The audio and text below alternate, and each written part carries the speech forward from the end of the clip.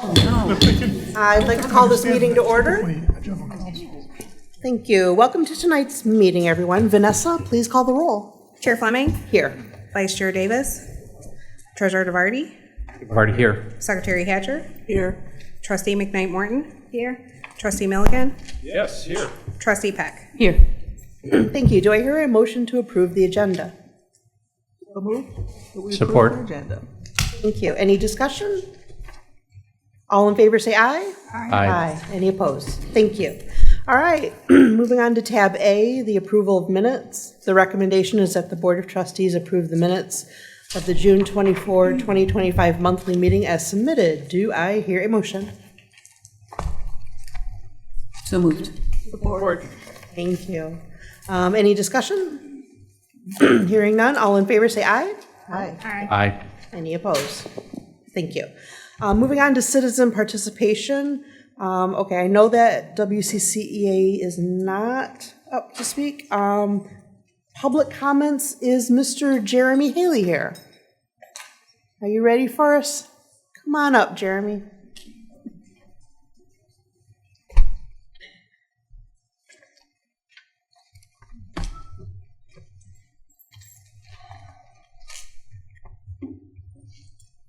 Jeremy Haley, Ypsi Township. I'll just let you know that the Johnny Lawrence Summer Jazz Festival is starting at Ford Lake every Friday this August. So just letting you know, be aware. And I heard one of the meetings Trustee Milliken mentioned talking about DDAs. The city of Ann Arbor is looking to expand theirs by over 30 to 40%.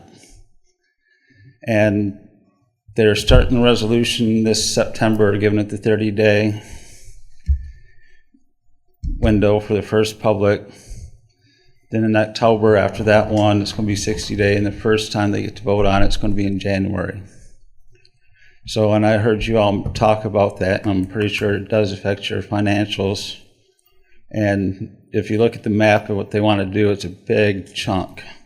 And they're going to follow the Grand Rapids model of a gain share model, which means they're going to take even more than what they would if they were to expand at what they are at now. So just letting you know. And some general observations I had with things going on. I don't know if you noticed, but a lot of people have been passing away lately. I know it's not a good topic to talk about, but I'm concerned about people's health and stuff, and awareness and things. And they're all been in like the mid-50s, and here or there, I've been seeing it everywhere pretty much. And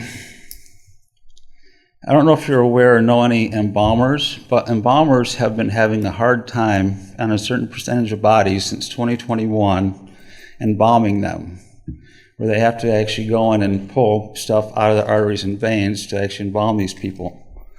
Other than the normal 2, they have to do 4 or 6 spots. That's not normal. There's been a rise in heart attacks and strokes.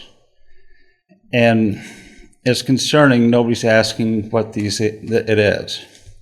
I spoke to my doctors and such, and they seem not to be aware or care of the fact or even want to talk to an embalmer and see if this is going on. And I'm just concerned about people's health and have them be aware of it is on the rise, and there's something odd going on with the rise in cancers, turbo cancers, finding cancers in stage 4s, finding cancers in the colon that split and mutated to a totally different kind of cancer within the same one. This is all new since like late 2021, and it all started. I'm just letting you all be aware it's out there, and I'm just concerned about people's health. And I know this sounds odd, but I saw a video of Dr. Fauci back in December 2017 at a conference somewhere saying Trump will see a pandemic like no one else has seen in over 100 years by the end of his term. And when you see things like that, you can't put it back in the box and wonder, would men do that to other men? We invented the atom bomb, dropped it on Hiroshima and Nagasaki. It was uranium and plutonium. It was an experiment to see which one was better. And now we stick to uranium. You don't see them making too many plutonium bombs, do you? Thank you. Bye-bye. Vanessa, were there any written communications? There was none received. Thank you. All right, moving on to special reports. First, I have the Department of College and Career Readiness Annual Update, Park Ridge and Ellsworth, EVPI Tucker. Good evening. It is my pleasure to come before you to provide our annual update for the Department of College and Career Readiness and the work that we do in Eastern Washtenaw County. I want to, there we go. Just to remind the board, if you remember, we've been doing this work since the early 90s, and specifically at what used to be the Harriet Street Center, now the Ellsworth Center. And then in early 2000s, moved to Park Ridge as an additional opportunity to really serve that side of Eastern Washtenaw County. And I want to kind of center us to the reason why we decided to do this now, some 30 years ago, was around the disparities that exist in Eastern Washtenaw County in comparison to the larger county as a whole. Most specifically around educational attainment. The census tract 4106, which is the area located adjacent to Park Ridge, 2023, this is census data, 79% of those residents possess a high school diploma or GED, but that compares to 95.5% in Washtenaw County and 97.6% in Ann Arbor. So looking at nearly a 20% variance between the county, the city of Ann Arbor, and that area within close to Park Ridge. When you look at bachelor's degrees, which is the census kind of marker, 14% in that area. That compares to 60.2% across our county and most specifically 78.4% in Ann Arbor. Why we raise these numbers tonight is just to show more than 30 years ago, the college made a concerted effort to make sure that we were providing educational access and services on that side of the county, specifically because of these disparities, which unfortunately still exist 30 years later. While they've improved slightly, there's still a ways to go. Specifically around income and poverty rates, it's important to note that most individuals think that Washtenaw County is not in poverty or their poverty levels are small. When you look at, this is 2023 census data, 15.3% of Washtenaw County is at or below the poverty rate. When you compare that to that area closest to Park Ridge, that's over double, 41% are living in poverty. What's stark is the per capita income and the median household income differences. So $16,000, almost $17,000 per capita in that particular part of the county, compared to $50,000 across Washtenaw County and $52,000 across Ann Arbor. And most significantly, the median household income, $30,185, compared to $76,000 across Ann Arbor and $83,000 across our county. Now, we are very intentional in the fact that we're providing access to education to be an equalizer, to uplift this side of the county. And that's why we have very specific programming, which we'll walk through tonight. When we look at, for over 2 decades, specifically at Park Ridge, for over 30 years across Harriet, now Ellsworth Center, it was our goal to provide pathways that would reach not just young people, but also their parents. And if you remember, 4 years ago, we abandoned the summer camp model, which was generally 80 or 90 students in Park Ridge, to a summer learning experience model that was focused specifically on STEM. Much smaller cohort of students, but we have then the ability to really provide meaningful impact that happens not just in summer, but as you'll see tonight, happens throughout the school year. I want to acknowledge the team. 2 of them are with us tonight. Dr. Ashley Terry, who's our newly hired Executive Director of Academic Access and Success, leading this team along with our D3C3 work and our college access work. along with Cheryl Harvey, who previously was our director of the Career Success Center and moved, as you might remember, 2 years ago to really provide leadership and impact to that side of the county as our director of college and career readiness upon Anthony Williamson's retirement. Mia Lanier Durkins is our manager, and then Janice Townsend, who is our part-time coordinator, a small but mighty team that's supported by a number of part-time volunteers and work study students. I think they're here tonight, so they can stand and be recognized. Okay. I'll show them.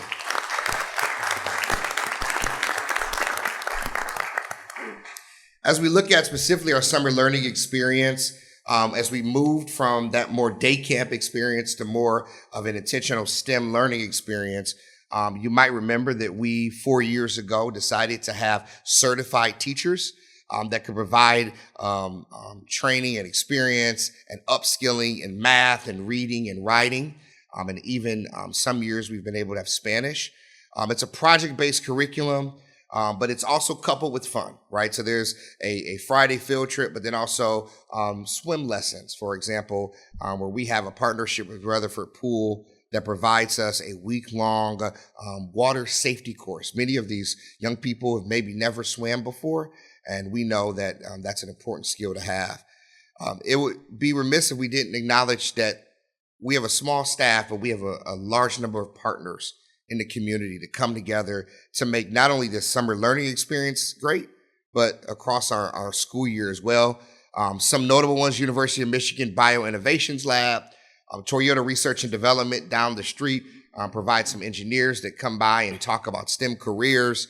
Square One Educational Network, which provides autonomous small vehicle training and development.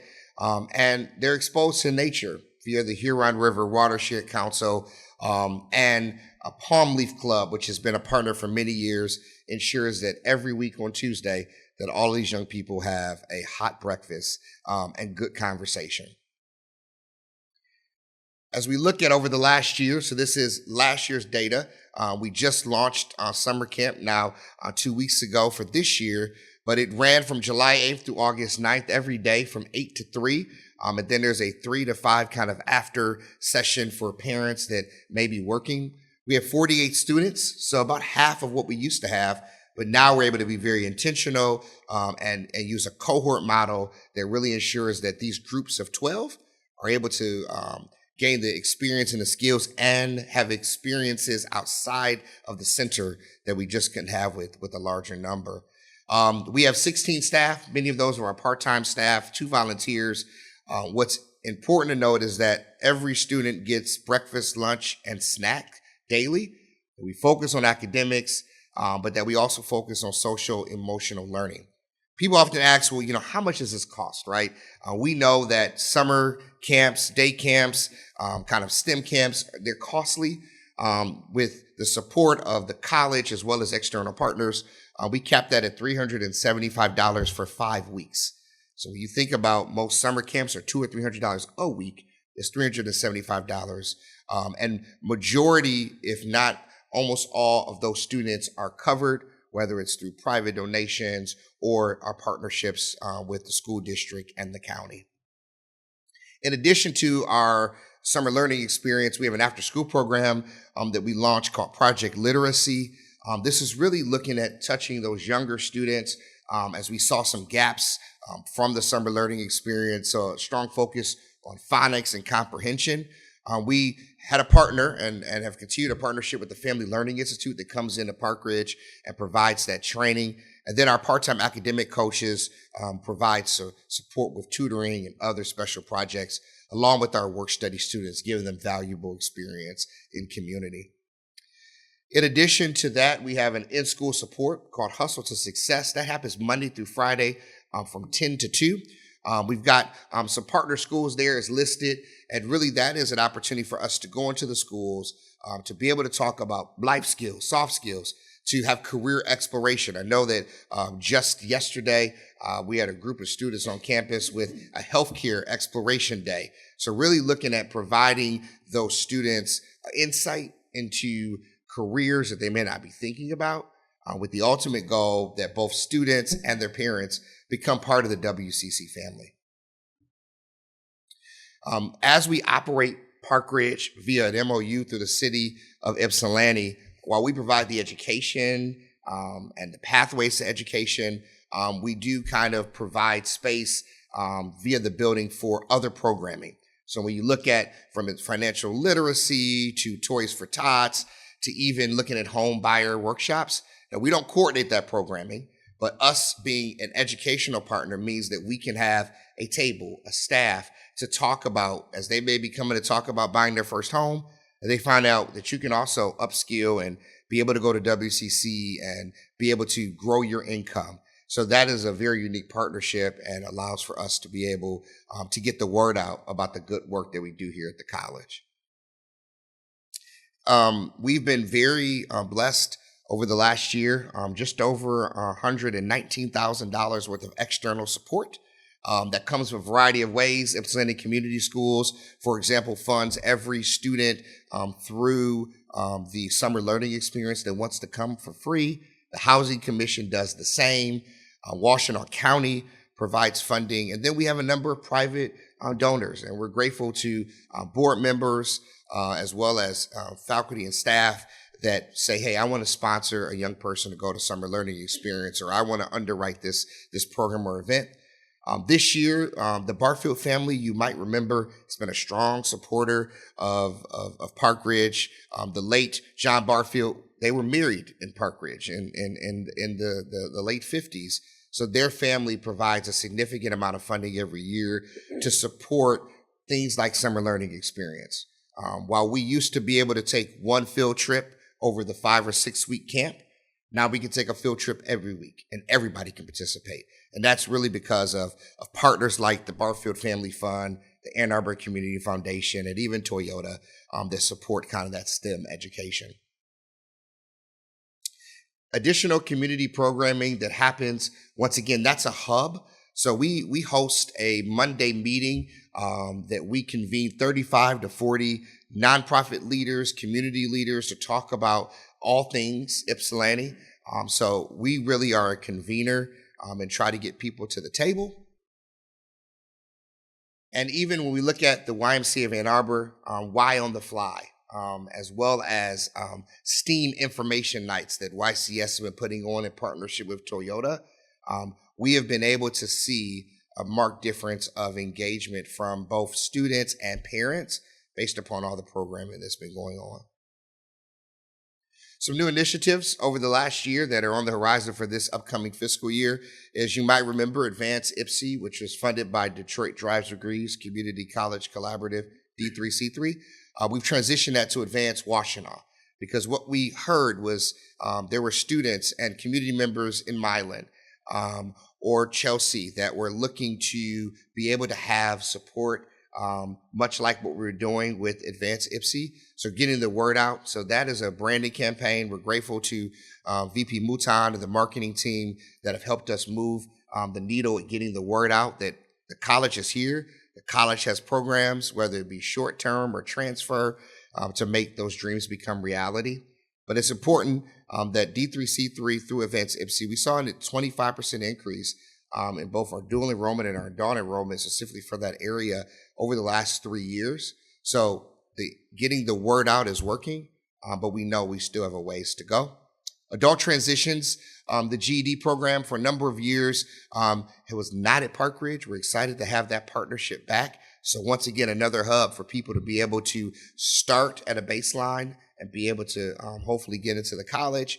And then, of course, fun things like Monday Night Football. And then, of course, as I mentioned, Project Literacy. You might remember 2 years ago, we came to the board in our annual update and talked about the Ellsworth Center. And at that time, we were just starting the renovations, and Michigan Works Southeast was moving. We now have staff in that location, primarily that work with adults, and have strengthened our partnership with Michigan Works Southeast. So now when an individual goes to Michigan Works and is interested at going back to school, now there's a co-location there where they can be walked directly over, talk to our staff, learn about what opportunities, and work on getting an application started. And starting in winter 2026, we're going to be offering introductory credit courses at that location. We used to do this at Harriet Street a number of years ago, where they could take an intro math or an intro English or intro to business. And we know there is a market, and we know there's an interest. So why not start them at a place that is familiar to them, with the goal of getting them either online or to main campus to finish their degree. So overall, both from youth and young adults to parents, we've been able to really wrap our hands around this part of the community for good reason, with a goal of spreading the good news about education as an equalizer, and how if they come to WCC, they can achieve their dreams. So with that, I'll answer any questions, and definitely always grateful for the opportunity to address the board. Go ahead. Couple things. I would recommend that Monday meeting for anybody who wants to know what the heck's going on in Washtenaw County. It is the most impressive group of people that I've ever worked with. I can't go anymore, but I used to go consistently. It's fantastic. All social services, all people interested in that, around the table, sharing their work is amazing. Can you tell me why the camp number is down? Is that because of capacity, or because it's academic, or?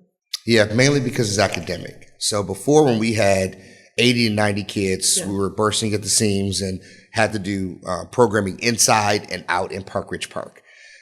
In COVID, we went to the motto of 12, 12, 12, and 12, so 48 in total, where we could break it up by age groups and be more intentional and intrusive with the teaching and learning. So that model worked, and we have known over the last couple of years that we've been able to see the success of, for one, being able to handle them in different cohorts, but then also the ability to do field trips that traditionally, as I mentioned, we only could do one out of the whole summer camp. Now we can do one a week because of the size. So you restrict the size, or you do? Okay. Yep, we do. And I'll tell you that this year's camp, we made a minor adjustment to get to 58 because there was an interest. They're now bursting at the seams with 58. And we were full in 10 hours of opening registration. I'm really glad that you're including the swimming. It's traditionally something that minority communities don't do, and sometimes there's some tragic results from that. So swimming is very important.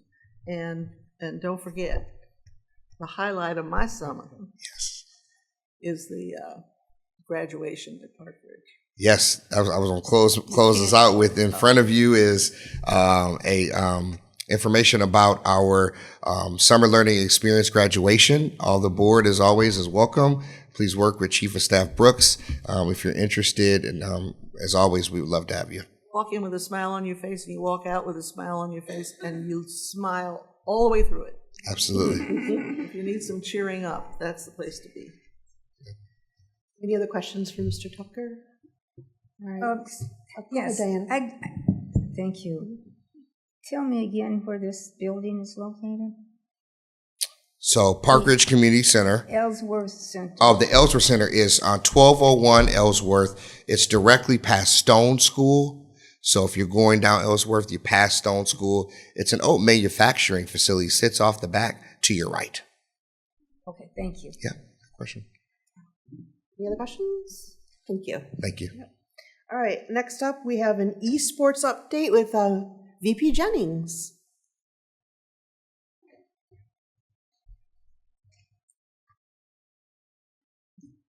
Good evening, everyone. How are you doing this evening? So I have the pleasure of updating you tonight about our esports programming. And I want to take us on a small tour of where we were.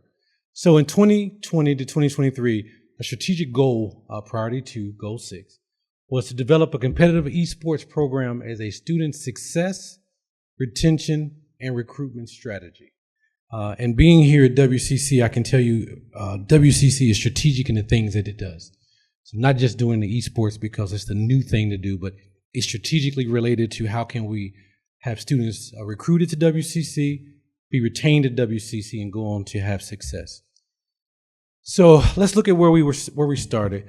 So in the fiscal year 23, our esports arena was launched. And if you can recall, we went over after doing a board meeting, and you saw our new esports arena. And we repurposed a former classroom. So we used existing space and was able to put in the state-of-the-art esports arena. At that time, we hosted just 2 gaming clubs at that time, about 12 students. But the biggest thing we did was hire our esports coordinator. And tonight, Matt Lucas, who is our manager of sports, and Max Kozina, who is our esports coordinator, if you can please stand. They're the driving forces around what we do. And if we can give them a round of applause today. And we started that in the winter of 23. So in January, we started our esports program. So we went on the fall of 2024, and we hosted 6 competitive teams. We went from 2 gaming clubs to 6 competitive teams with 36 students. And with that, we hosted monthly tournaments in our arena, and we had the opportunity to have structured practices and competitions amongst the teams. And we also had the opportunity to work alongside our academic departments and co-curricular activities. So students in our students in our esports teams looking at what they can do as far as the academic side, our 3D programming, design, broadcast. So students are able to see, I can take my gaming skills and use them in different spaces. But in 2025, we had our breakout year. We went from 6 teams to 8 teams, so we've almost doubled the number of students to 54 students who are in our esports. With that, we had over 2,200 free play check-ins, and I can tell you that we check to make sure students are not supposed to be in class when they come over to our esports arena. So it's a place where you can come and have fun, but we want to make sure if you're in class, you're supposed to be in class, we'll make sure you're in class. But I will say that group of students in our competitive teams, they have an average GPA of 3.0. And in that, they've taken over 1,000 credit hours. So those 54 students are making their way through our programs here at WCC. We also hosted competitions with the University of Michigan and Eastern Michigan University, hosted tournaments here at WCC with about 136 students participating. We hosted 4 community-wide events, and some of those included our Free College Day. We hosted a tournament here for the community through our Free College Day. And we connected with it says 6 high schools, but I know there's more than that. But some of the high schools that we've worked with are Saline High School, and in our adjacent communities, Belleville High School in Wayne County, and also Howell High School in Livingston. So we continue to market our esports niche in other areas as well. We also built relationships with our Alpha Scholars and our FAME program. So again, students are able to see how esports can be part of their total experience here at WCC. I'm excited tonight that I can congratulate and we can congratulate our students. So in 2.5 years, we went from having no esports to having 2 national championship esports teams. And I want to have our students stand up so I can congratulate them as well. So tonight we have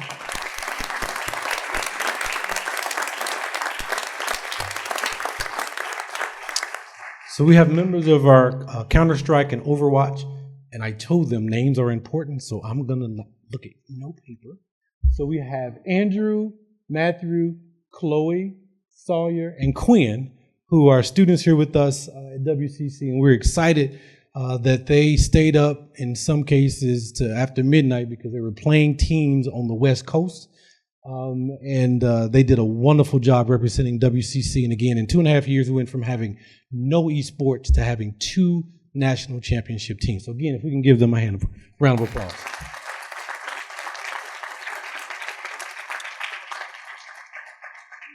So as I act like I don't know how to use a clicker, All right. So again, as we talked earlier, I mentioned earlier, the goal of our esports program was to provide students an opportunity to be recruited to WCC, find student success here and retention. And we do this. So you can look, this is Lucas, Axel, Vincent. He's a dual enrolled student from Howell High School in Livingston. From his interactions with us, he is going to be attending WCC in the fall as a full-time automotive test technician student. Again, from dual enrollment to a WCC full-time student. Next, you met Sawyer. He's in the back, if you can stand real quick.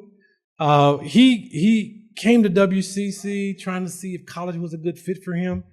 Esports became a place where he felt, I can be here. And went from just taking one class to actually being motivated enough to be accelerated in his degree. And he's looking to graduate with us next year. So again, he's also captain of our Counter-Strike team as well. So again, thank you so much for being here this evening. And then finally, we talk about student success. So here's Chris Zachal. He's not here today. He's the captain of our Overwatch team. But he is leaving us. He's graduating and leaving us and going to EMU in the fall on a scholarship, an esports scholarship. So we can see how from recruitment to student success, esports is doing what we hoped it would do. So we're excited about that.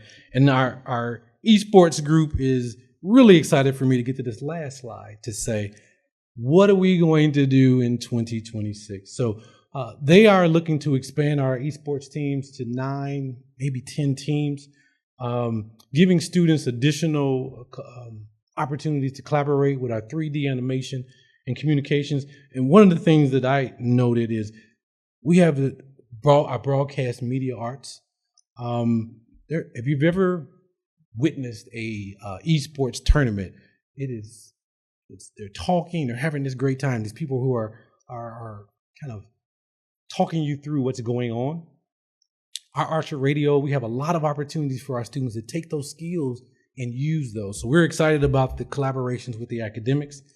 And finally, we're going to go out to more high schools, more places to talk about what we do, our esports teams, have more tournaments, have more watch parties. Again, the goal is for our students to have fun, but at the end of the day, we want them to ensure that they are successful here, they feel welcome, and that they actually graduate with a degree, a certificate, and go on to do great things.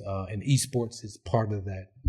So that's my last slide tonight. If you have any questions, we're glad to field those right now. Yes, ma'am. I just wondered what your budget is. Well, we are budgeted quite well. We are able to, we're again expanding our abilities to serve more students. It's always a tough question when you ask that. We would always ask for more money if we could, but we have what we need to be successful right now, and I know we would come back to the board in our budget if needed and ask for more funding. So Did you ask? I just wondered what the number is. That's okay. Are you going to expand space? we would look to expand space if we needed to. Right now, I think we are in a good opportunity. We utilize that space all day. We utilize the space, and if we need to, we would definitely be moving in that direction. So we're not going to just to expand, but we would be using it to make the right decision to expand. So yes. Those are great questions.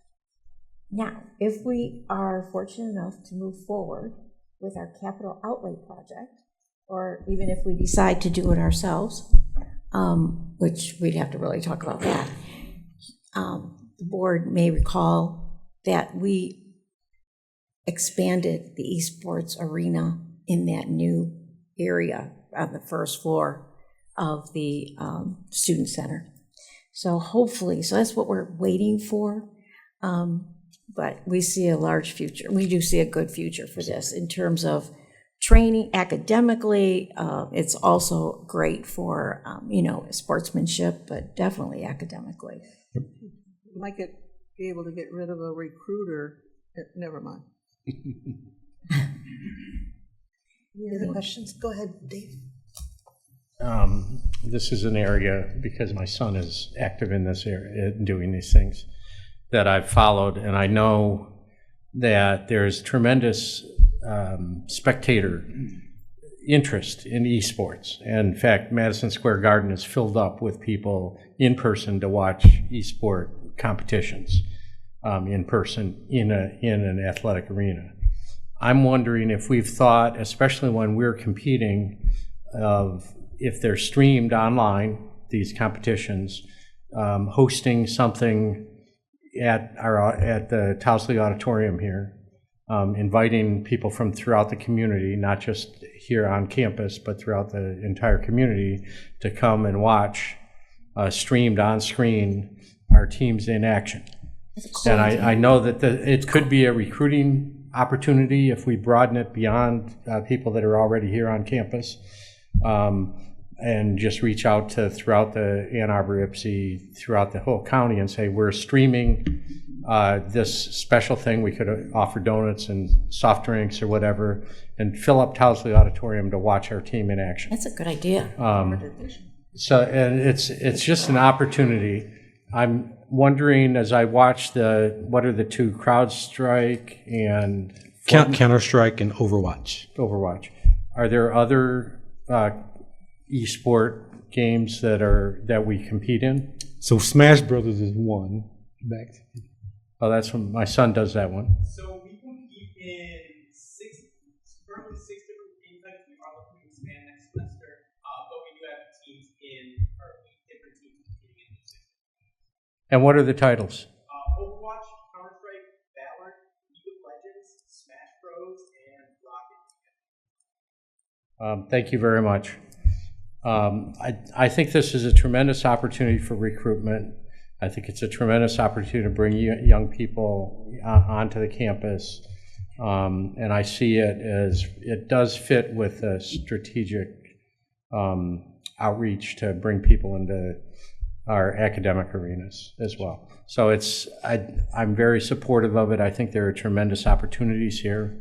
Just one last question. When we're in these competitions, are we winning these national championships? Are we beating out teams like Stanford and Harvard and University of Michigan? Well, I know we're playing 4-year. Max, if you want to come up. No, we're playing 4-year colleges. So it's What are some of the opponents that we see? Yes, so we face schools all across the country at a range of different levels, from low-level other community colleges to top-tier D1 universities. This past year, we faced against University of Michigan, Arizona State.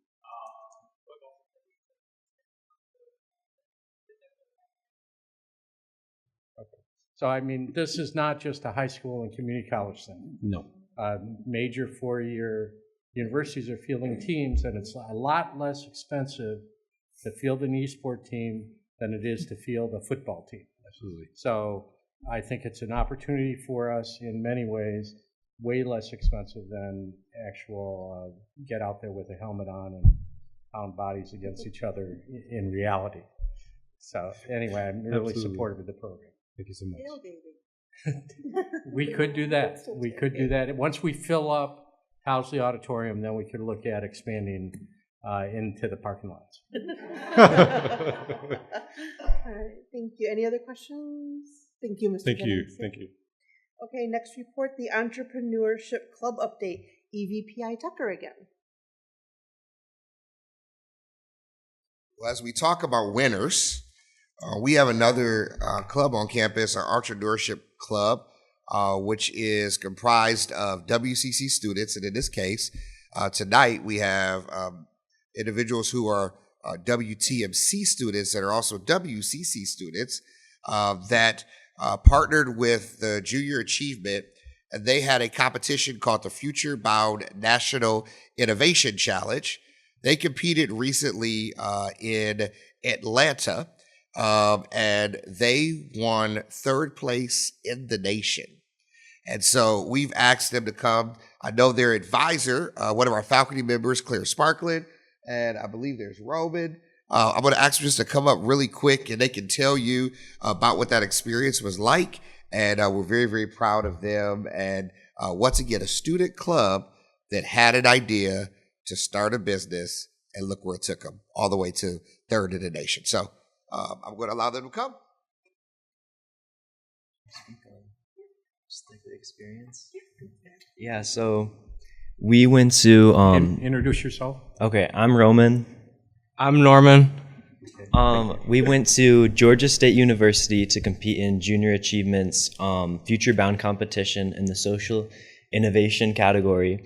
And our business was called Athleticist, which is a patent pending mobile app, and it empowers student athletes to track their injuries and speed up the recovery process.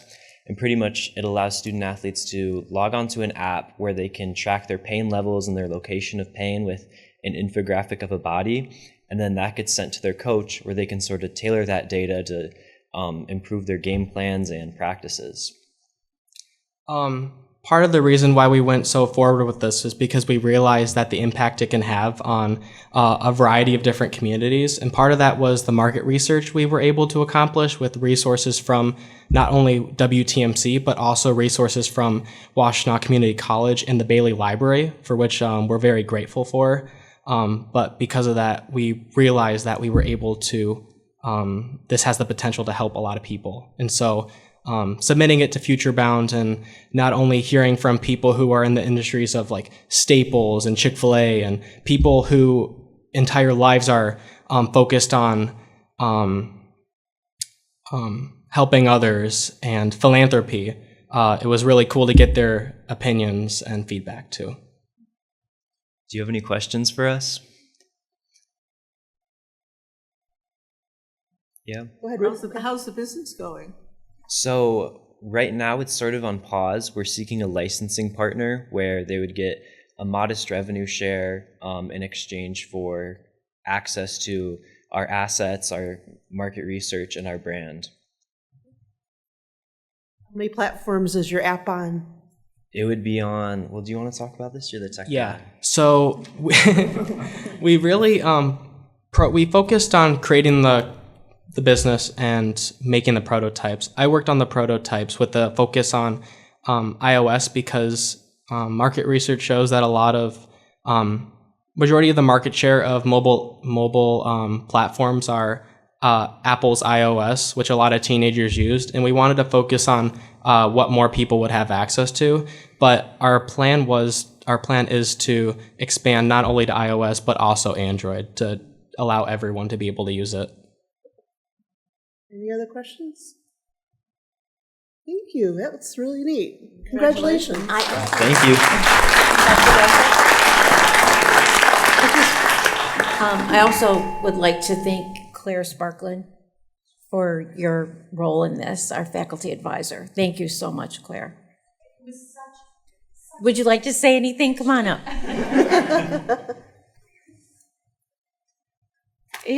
It was an absolute honor to work with these 4 very hardworking students.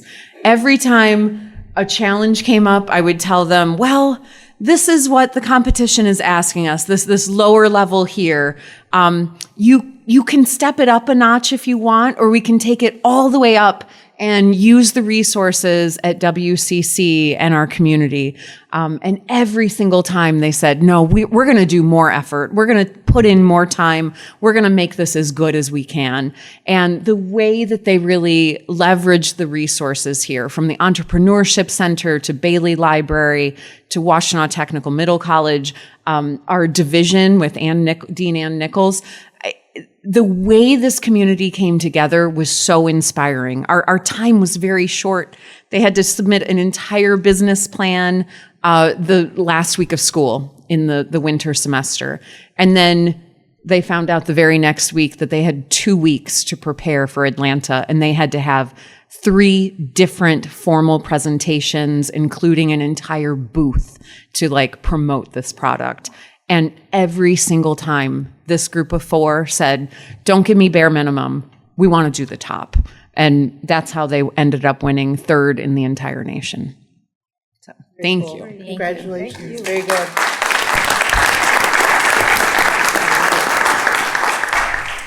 May I just say another Yeah, comment? go ahead. You know, I'm just wondering, Claire, if there's a way, if we could take what these students learned and share their experience with other students, because what you've accomplished is really tremendous.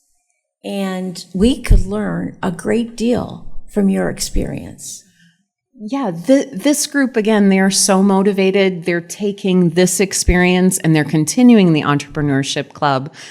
In the fall, with Welcome Day, they're already talking about ways to bring more of a group together and really help generate this enthusiasm for social innovation, ways that we can help our community through entrepreneurship. It's great. Thank you. Thank you. Thank you. All right, everyone. Next is tab B, the monthly reports.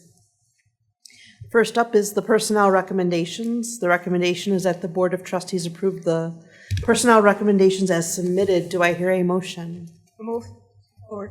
Thank you. Any discussion, any questions for Mr. Rodriguez? Or comments? I did. Ed?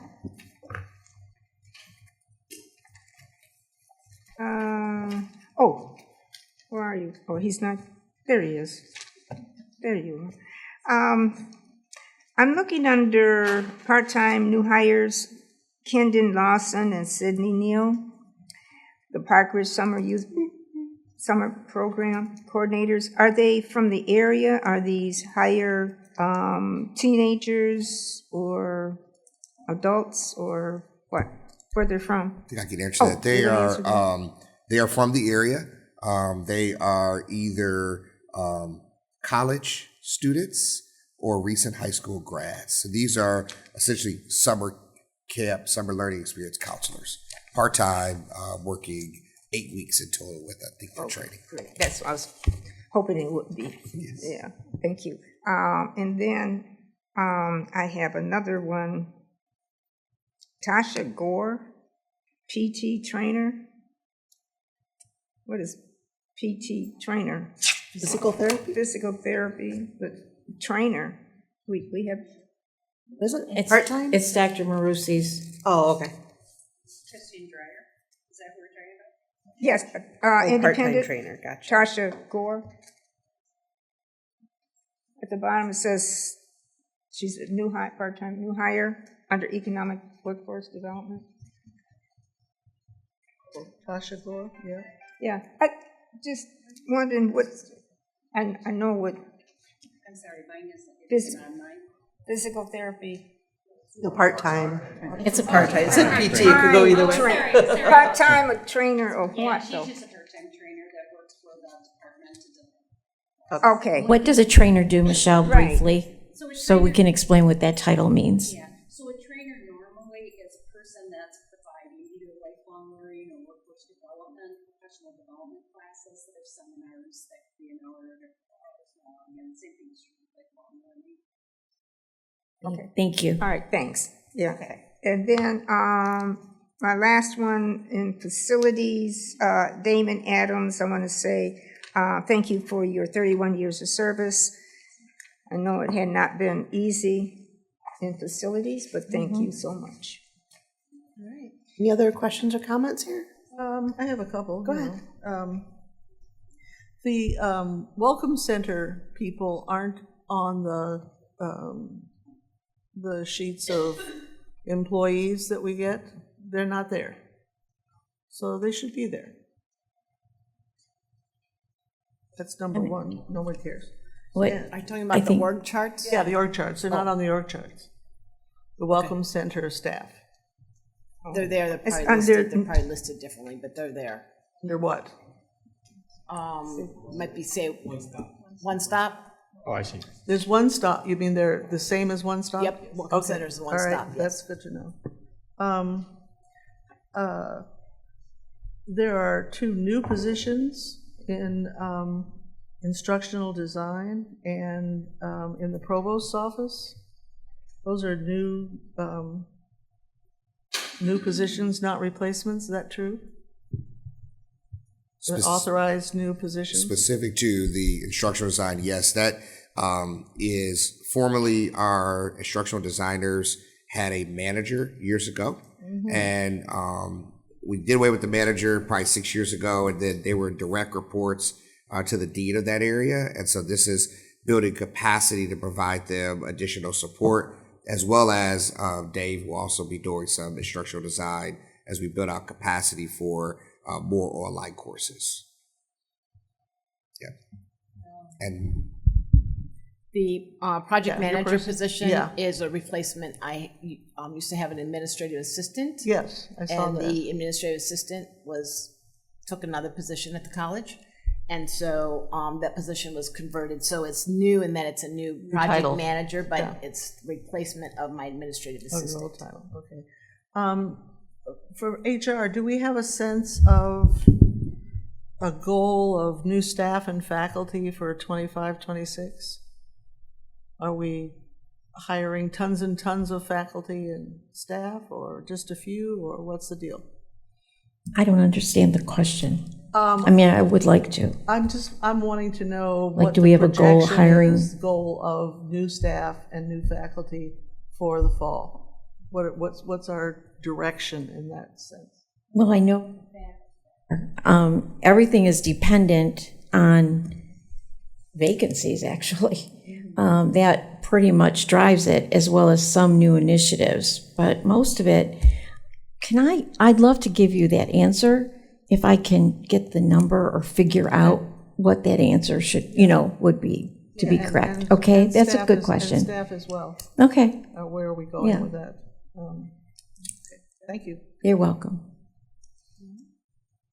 All in favor of receiving the report, say aye. Aye. Aye. Any opposed? Thank you. All right, tab C, the Facilities Development Report. Any questions for VP Whipstock on this? Want to highlight anything here for us? Sure. Yep. I'd like to highlight a few notable projects off of the development report. One being the storage and receiving building was complete. Our ground staff has moved in. They're very happy. They have adequate space and lighting and heat and everything. We started the demo of the maintenance garage. That is underway. Everything's been demoed. We're starting to do rough construction in that area. The UA boiler lab is underway. It's set to be complete at the end of this month. Everything's on track to be completed. One of the other projects you'll see on there is we're starting a rotation of doing faculty office renovations throughout the college. This is in the LA building. We started this. Each area is getting, of course, all new LED lighting, painting and patching, sometimes new furniture, and new carpeting. So we'll be completing this here shortly, and then during the winter break, we'll do the OE faculty office area. Also, classroom renovations, that's ongoing. Working with Brandon's group to identify classrooms that need to be renovated. This one's GM 203, same thing, new lighting, patching and painting, and furniture as needed. One of the other things that's been on the development report, it's not a high dollar amount project, but it's been over the last couple of years. We have been identifying landscape areas around the campus, primarily up against buildings. It's usually between $10,000 and $15,000, and it's basically to buy the materials, and our grounds crew does the upgrades. We did in front of the BEB building, as you can see. At the end of the BE building, they put in brick pavers, and we put in picnic tables for people to come out and enjoy themselves. We also did, in front of the sculpture, the brick pavers around that. They were getting worn out and starting to raise. They ripped all that out and put in all brand new brick pavers around that. This year, it's on the report. Our development report is in front of the GM building. As you can see, it's getting to be a little tired looking and it needs landscaping. So our grounds crew will be working on that this summer. Other than that, that's it. Go ahead, Ruth.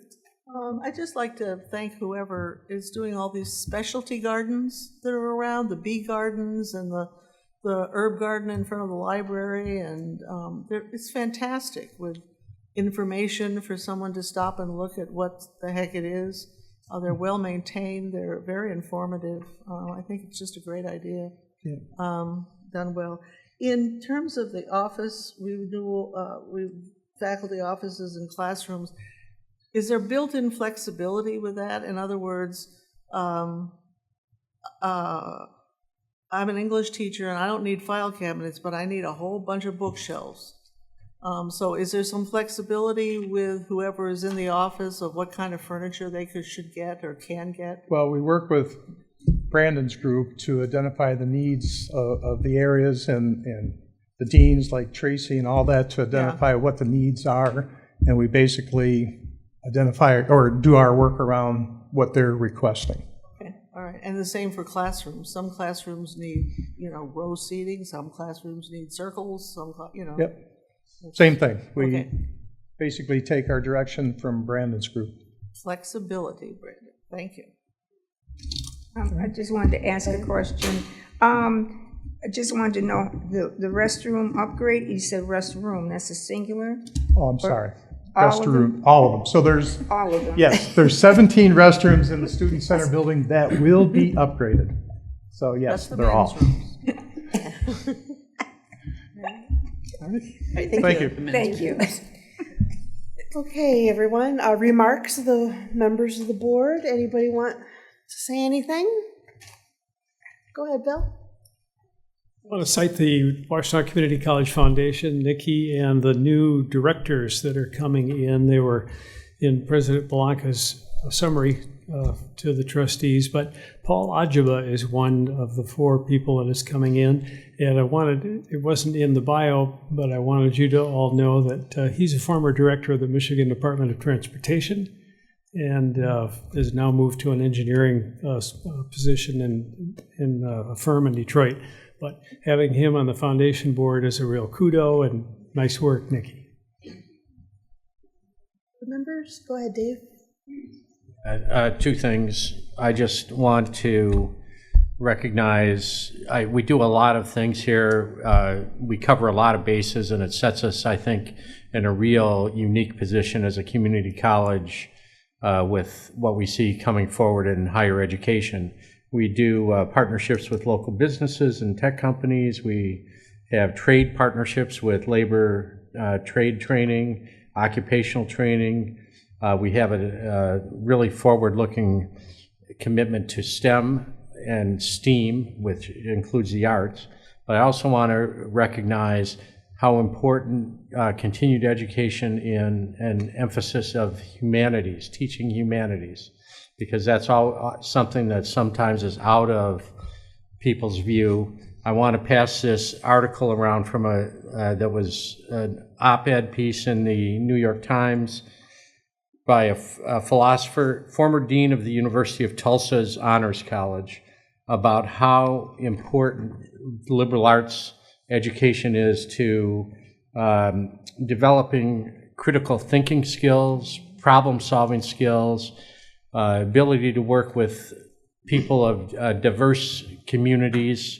It's vital to improving our society, and I think we do that successfully here. I don't want us to forget it, so I'm passing this article around so that people could take a look at it.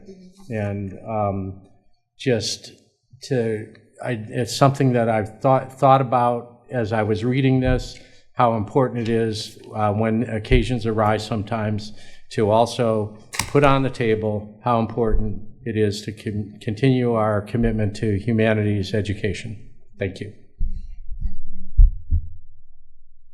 Anybody else have any remarks? All right, thank you, everyone. Go ahead, President Blanca. Well, thank you so much. First of all, I'd like to thank the trustees that attended the GED graduation. Trustee Fleming, and for your remarks, thank you very much, and Trustee McKnight-Morton and Trustee Peck. It was a great event. It's really very inspirational to see the GED graduates. And as always, your department did a great job, Linda. So thank you so much. Iron workers, this is like the busy, we're busy all year. This is such a great, really, truly great school. I don't know any other school that's as busy as we are all year. Right now, we start with our trades. I mean, we do some of it throughout the year, but the impact that, I know the board knows this, and I appreciate your support of this, but the economic impact and the importance of the trades at this college and what it does for this community just speaks volumes about our support for our community, because it is a $23 million impact so far. This week we have our newest union that we'll be working with, the electricians. They are on campus, 2,800. It'll be our second largest in comparison to the UA. So it's it's so important that we have the Ann Arbor area bureau. I miss it. Destination Ann Arbor, right?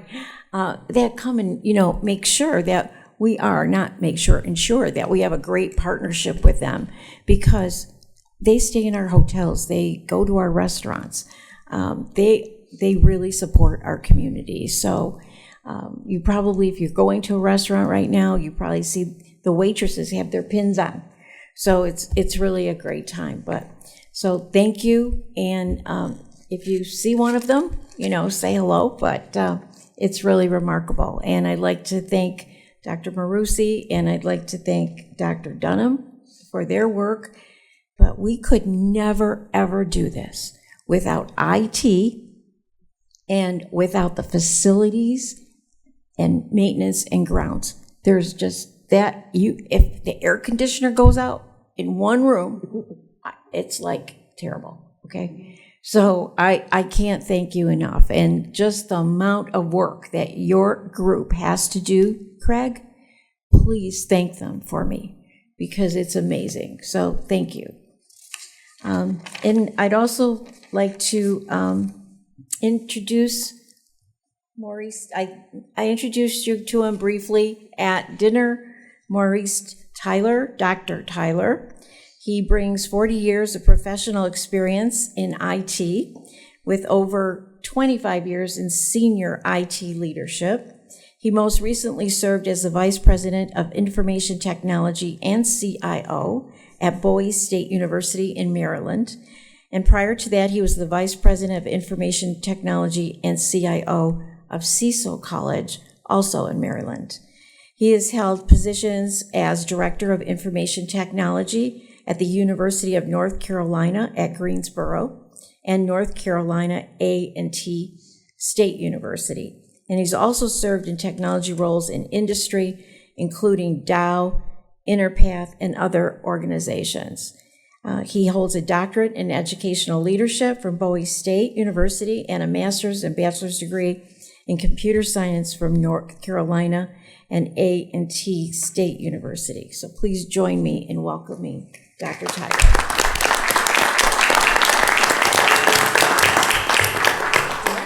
Thank you. All right, everyone.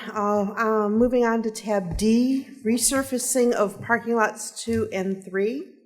The recommendation is that the board approve a contract with Nagel Paving Company for an amount not to exceed $964,195 for the resurfacing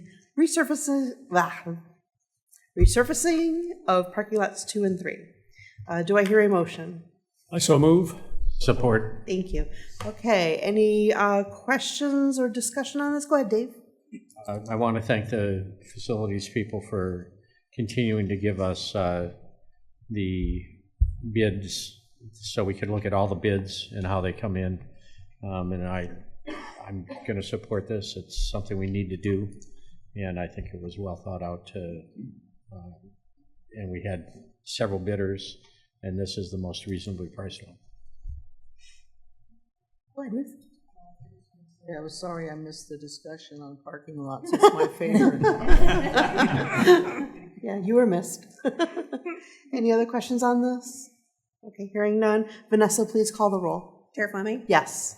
Treasurer DeVarty? DeVarty, yes. Secretary Hatcher? Yes. Trustee McKnight Morton? Yes. Trustee Milliken? Yes. Trustee Peck? Thank you.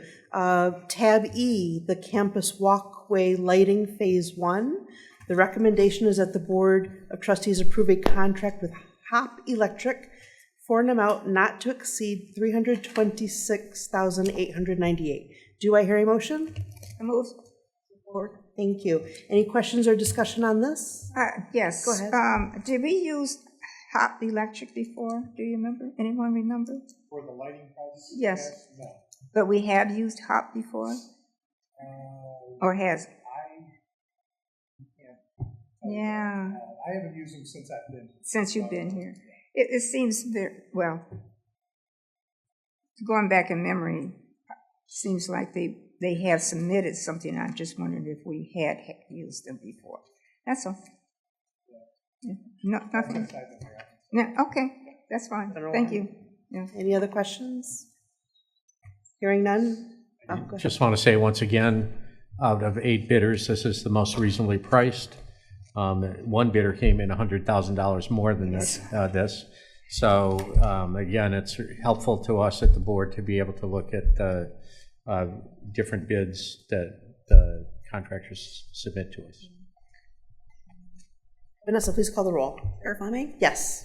Treasurer DeVarty? DeVarty, yes. Secretary Hatcher? Yes. Trustee McKnight Morton? Yes. Trustee Milliken? Yes. Trustee Peck? Yes. Thank you. Tab F, the Crane Liberal Arts Building Room 240. The recommendation is that the Board of Trustees approve a contract with O'Neill Construction in an amount not to exceed $480,880 for construction services. Do I hear a motion? So move.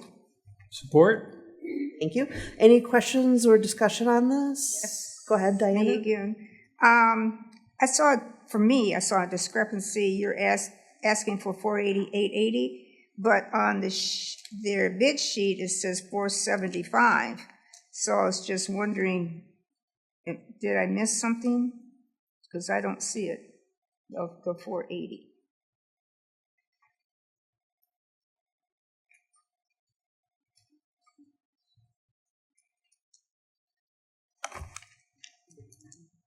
Oh, that was with the, we had an ad for the stage 4, which was after premium hours for doing construction. For demo on site. Okay. So the 12,390 was a add to it. So each one of these alternates were different things, either removing something or doing work during premium time. So it wasn't added in, that's what you're saying? Yeah. So, okay, gotcha now. All right, I see it now. Yeah, okay. Just follow up, adding that 12,000 would bring to the 480 bid would be 487. And I'm just wondering, I mean, I'm happy to authorize the 480 and hopefully we come in at that, but if we're adding 12,000 to 475, are we authorizing the appropriate amount?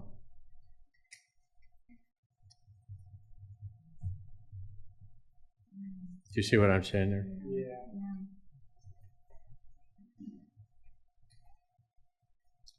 I mean, there's play in the contingency there, which is part of the bid, so I'm comfortable okaying the 480 and recognize that the contingency could cover that difference as well. But I'd say we should approve this now and get it underway. Just straighten that piece out because it looks differently. Can we amend this in a not to exceed 488 or whatever it adds to? It's still the lowest bid. So I'd move to amend the total amount not to exceed $488,000 from what is there now, $480,880. I would move to amend that to just $488,000. Support. Thank you. Okay, so we're moving to amend tab F, so we call the roll? Yes. Yep, Is go that a ahead, voice Vanessa. vote or Call the roll. on the amendment? On the amendment, yeah. So first we're amending the agenda, then we're approving the amount. Okay, so first we're amending. Go ahead and call the roll, Vanessa. Chair Fleming? Yes. Treasurer DeVarty? Vardy, yes. Secretary Hatcher? Yes. Trustee McKnight Morton? Yes. Trustee Milliken? Yes. Trustee Peck? Yes. Okay, thank you. So now tab F, the amount we have now updated to 488. Any further discussion on this? Okay, hearing none. Vanessa, call the roll. Chair Fleming? Yes. Treasurer DeVarty? Vardy, yes. Secretary Hatcher? Yes. Trustee McKnight Morton? Yes. Trustee Milliken? Yes. Trustee Peck? All right, thank you, everyone. Thank you. Yeah, Thank you. I have Nice one more- catch, yeah. Yeah, thanks. One more question. What is flexible furniture? What's that mean? It says here flexible furniture, the second paragraph. Okay, Brandon can answer that. Yeah, so as you notice on the screen, this is the rendering. In the front of the classroom presently is a standard teacher workstation. That front will be level and be able to be flexible, where you can teach. It's not shown, but there's actually right at the beginning of the room will be a flexible confidence monitor. So a teacher traditionally is stuck at the desk. Now you're able to move around and teach at different places on that first level. So right now there's like an elevation. It's going to be all level, and you'll be able to teach at different places. Okay. Yeah. And it's a beautiful green. It's real green. Yeah. Okay. All right. I'm Okay, done. tab G, the strategic marketing contract. The recommendation is that the Board of Trustees approve a contract with OHO Interactive in an amount not to exceed $230,000 per year for 2 additional years. Do I hear a motion? Moved. Any second here? Support. Thank you. Any discussion or questions? Go ahead, Ruth. I'm sorry, I wasn't here for the discussion, but we have a marketing department of 8 people, right? Who will work with this. Yes. Yeah, and this is a renewal, right? It is a It's- renewal. yes, it Working is. with them, Yeah, Yeah. so we have a department and this help for it. Okay. Yeah, the presentation last month was quite convincing. All the extra that they bring to our team in marketing and the data that they have access to help us with our targeting of our marketing. That to me, sounds like it's a sound investment that will more than pay back in terms of, I mean, it's not like we're in a business model, but it will more than pay back in getting new enrollees to the college. Any other questions? All right, Vanessa, call the roll. Chair Fleming? Yes. Treasurer DeVarty? Vardy, yes. Secretary Hatcher? Yes. Trustee McKnight Morton? Yes. Trustee Milliken? Yes. Trustee Peck? Yes. Thank you. I'd like to entertain a motion to adjourn the monthly meeting. So moved. Support. Thank you. Any discussion on that? All in favor, say aye. Aye. Aye. Thank you. Meeting adjourned.